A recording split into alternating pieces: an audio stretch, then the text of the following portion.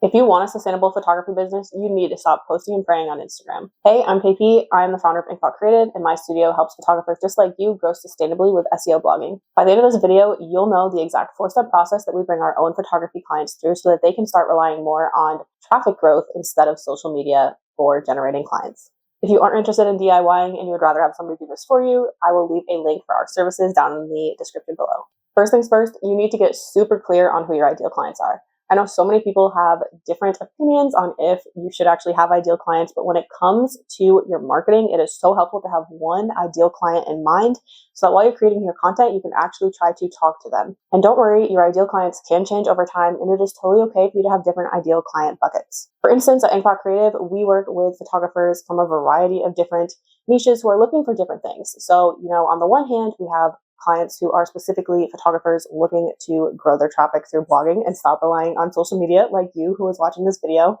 And on the other hand, we have those who are looking to completely rebrand their photography business. So they're technically different types of photographers that we're talking to.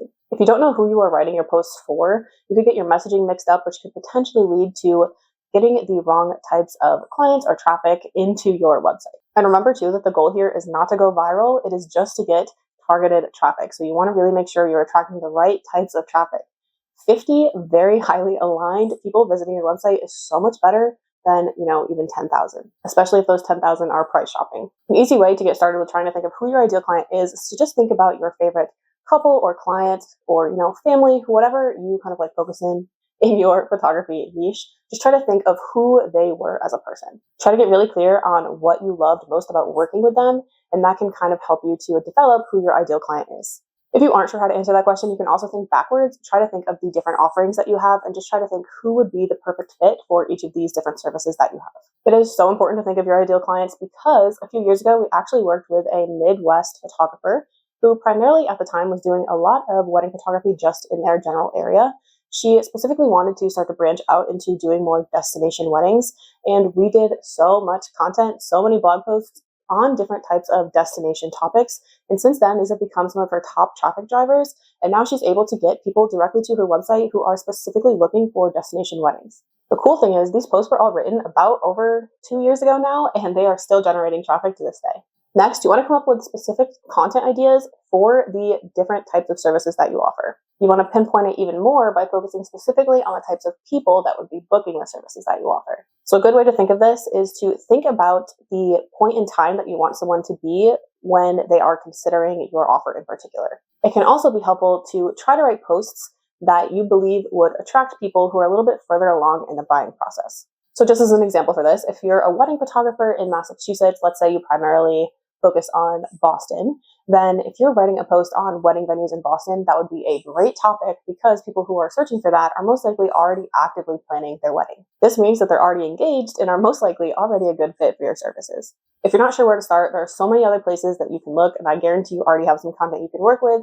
So you can start by looking at the FAQs on your website. Think back to the frequently asked questions that you get on discovery calls or sales calls, whatever you call them. Or you can even go back through your old social media posts and find other educational content you've posted and try to morph those into longer form blog posts. A good way to do this too is to just sit down and brain dump all of your different ideas so that when you are ready to go and post or write something, you'll actually have a whole bunch of content that you can look back on. We recommend coming up with 12 different content ideas for each overarching kind of like content topic or ideal client. What type of photography do you do, and what's a question that you're asked all the time? Go ahead and put it down in the comments below and you might be able to help out another photographer. Third, you really want to make sure you're doing keyword research and actually verifying that people are actually searching for the things that you think they are. We don't want you to waste your time posting. You're very busy, and we've actually been there before where we've written posts that people have not necessarily been searching for, and it feels like it's a huge waste of time. You only want to be writing posts that people are actually searching for. So I actually run a few different travel blogs, and with one of them, back when I first started, I did not do keyword research and just kind of thought, oh, I know what people are searching, right? We all kind of think that because we know our industry so well. So I wrote a whole bunch of articles, and let's just say all of them pretty much never saw the light of day. I did go through and ended up updating a lot of them so that they could actually be getting traffic. It's just something to keep in mind because I don't want you to have to go through what I did. My favorite personal tools for finding these keywords is either KeySearch or Ubersuggest. Ubersuggest does give you 3 free searches a day. KeySearch is paid, but it's our personal favorite. It's only about $14 or $16 a month, depending on if you do the monthly or yearly version of their plan. Be sure to also always verify search intent. Our favorite example of this is in the travel industry. There are two different keywords that you think would be pretty much the same, but they're different. And that is where to stay in Las Vegas or whatever place versus best hotels in Las Vegas. Someone searching for where to stay is going to be looking for neighborhoods, while someone searching for best hotels is going to specifically be looking for hotels in the Las Vegas area.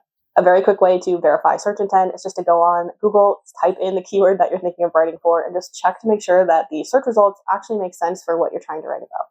The cool thing about keyword research too is that as you are doing it, you will probably come up with a whole bunch of other content ideas, and that's totally okay. Just write them down for later. Then of course the last step is to actually write the posts, but I highly recommend not using something like ChatGPT. This is because people want your unique takes, your unique hot takes, your unique point of view, and that's something that you really want to make sure is actually in your content. And that's something that ChatGPT can't necessarily do for you. While writing, be sure to keep your main goal in mind. Remember that you're here to actually educate and share, and that you don't want to necessarily talk about yourself or even your couples throughout the entire post, because your blog is not a diary. I know it used to be like 15 years ago, but that's just not the way that they tend to work now.